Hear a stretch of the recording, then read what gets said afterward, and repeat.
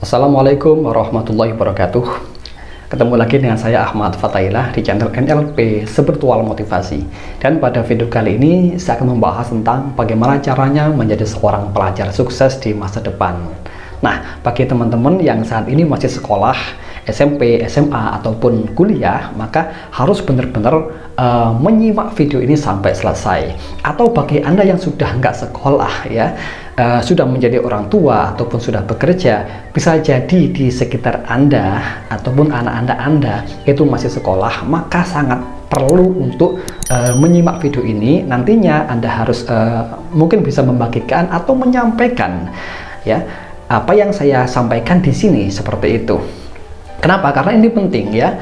Masa depan pendidikan kita itu sangat tergantung pada generasi muda seperti itu. Jadi alangkah baiknya kalau teman-teman menyimak video ini, terutama yang masih sekolah ya, menyimak video ini sampai tuntas agar tidak salah paham.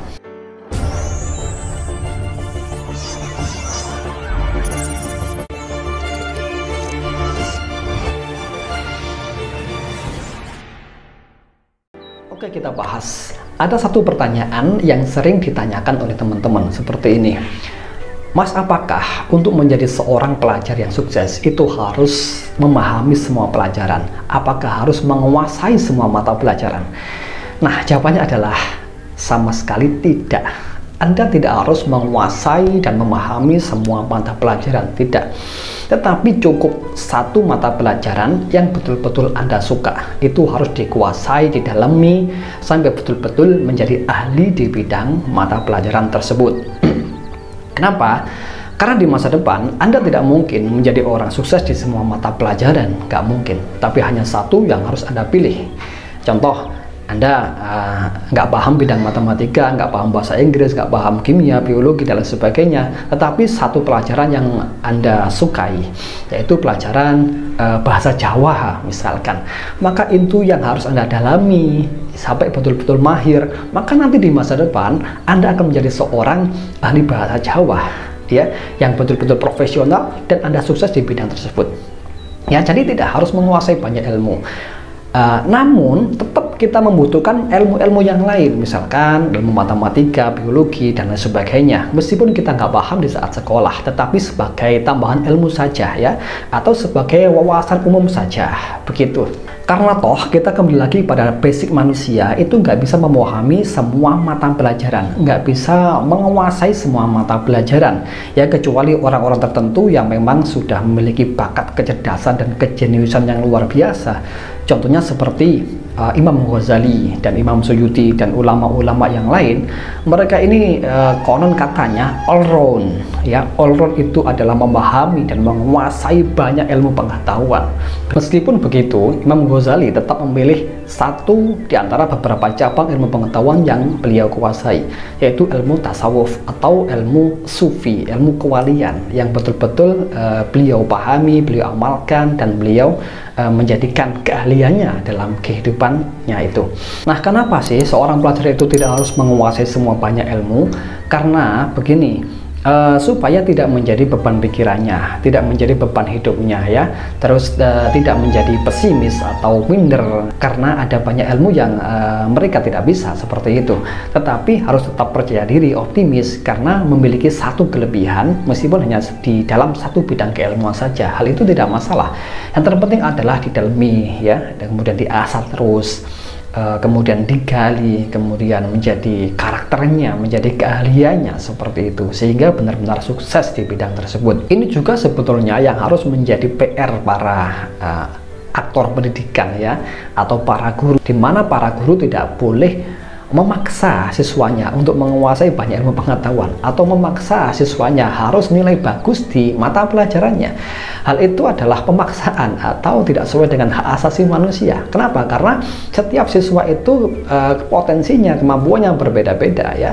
Si guru matematika misalkan memaksa muridnya harus pandai matematika, guru bahasa Inggris juga sama, memaksa muridnya harus pandai bahasa Inggris dan lain sebagainya. Tidak seperti itu ya, tetapi harus memahami potensi murid itu di bidang apa, harus tahu. Kemudian kalau misalkan si murid nggak bisa mata pelajarannya, maka harus memakluminya. Selama murid ini menghargai, memiliki attitude yang baik kepada si guru, maka wajib bagi si guru untuk menghargai murid tersebut, memotivasinya supaya tidak berkecil hati dan menjadi orang sukses di masa depannya, seperti itu. Dan bagi siswa atau belajar, maka harus tahu diri bahwasanya semua ilmu pengetahuan itu penting, itu bagus ya. Guru mengajarkan ilmu apapun tujuannya adalah untuk kebaikan diri kita sendiri, bukan kebaikan si gurunya. Nah, oleh karena itu, seperti tadi yang saya jelaskan di awal, maka semua ilmu pengetahuan yang diajarkan guru-guru di sekolah itu jadikan sebagai wawasan saja atau pengetahuan umum saja, meskipun Anda tidak benar-benar memahaminya. Lantas, masih ada orang yang, mohon maaf, tetap ngotot ingin bisa menguasai banyak ilmu pengetahuan. Lantas caranya bagaimana? Nah, ini akan saya sharingkan ya, tetapi ini tidak mudah. Lantas kalau Anda mau melaksanakannya, silahkan, itu sangat bagus. Tetapi sekali lagi, untuk menjadi seorang pelajar yang sukses di masa depan, Anda tidak harus menguasai semua mata pelajaran. Tetapi cukup satu atau paling banyak ya 2-3 lah ya untuk dikuasai.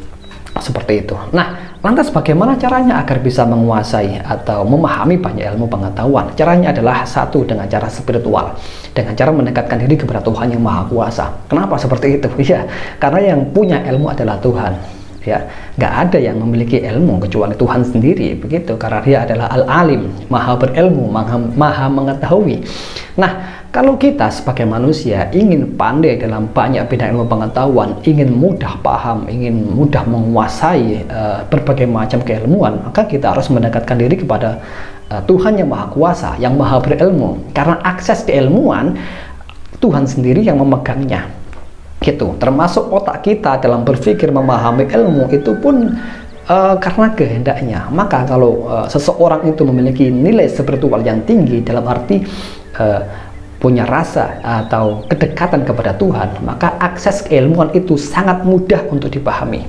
Bukti begini, saya punya cerita menarik. Dulu waktu saya SMP itu punya temen yang senengannya itu kalau wiritan lama banget ya, atau zikir setelah sholat itu lama banget, kurang lebih sampai 30 menit ya, padahal jamaah yang lain itu sudah buyar ya, sudah bubar termasuk saya. Tetapi si teman satu ini, teman saya itu wiritan atau melaksanakan zikir-zikir setelah sholat itu lama banget, kurang lebih sampai 30 menit ya. Nah, anak ini menariknya adalah di sekolahnya dia selalu mendapatkan ranking 1, nilainya bagus-bagus semua. Tidak hanya itu, mata pelajaran di pesantren juga sama. Anak ini nilainya bagus-bagus dan kalau di tes gurunya pasti jawabannya benar, hampir benar semuanya, seperti itu. Ya, jadi anak ini memiliki nilai spiritual yang tinggi. Kenapa? Karena dia mudah mengakses ilmu pengetahuan, dia mudah memahami ilmu pengetahuan karena memiliki kedekatan dengan Tuhan yang Maha Kuasa. Nah, contoh lagi seperti kisahnya Gus Banan. Mungkin teman-teman belum tahu siapa Gus Banan ya. Silakan cari di Facebook atau di YouTube juga ada. Nah, Gus Banan ini pernah cerita waktu dia nyantri di pondok. Itu kalau zikir lama banget ya, meskipun teman-temannya sudah bubar, tapi dia sendiri masih menjalankan zikir sampai beliau mengalami trans ya. Trans itu mengalami kondisi sudah lupa apapun, yang dia ingat hanya zikir kepada Allah, seperti itu. Nah, apa jadinya? Dia ini memiliki suatu kelebihan, paham banyak ilmu pengetahuan dengan cara yang mudah banget, begitu. Ketika beliau mentelaah ilmu pengetahuan, dia cepat paham, dia cepat menguasai, dan banyak ilmu yang beliau kuasai, seperti itu. Ya, terutama ilmu-ilmu agama pastinya. Nah, jadi jalan spiritual ini menjadi sangat penting kalau Anda benar-benar ingin menguasai dan memahami banyak ilmu pengetahuan ya. Contohnya lagi seperti Imam Ghazali tadi yang saya ceritakan di awal. Kenapa beliau itu sangat memahami dan menguasai banyak ilmu pengetahuan? Karena beliau sangat dekat kepada Allah, bahkan sudah mencapai level kewalian seperti itu, sehingga sangat mudah mengakses berbagai macam ilmu pengetahuan, bahkan mendapatkan ilmu laduni atau ilmu yang langsung diberikan oleh Allah kepada si hamba tersebut, begitu.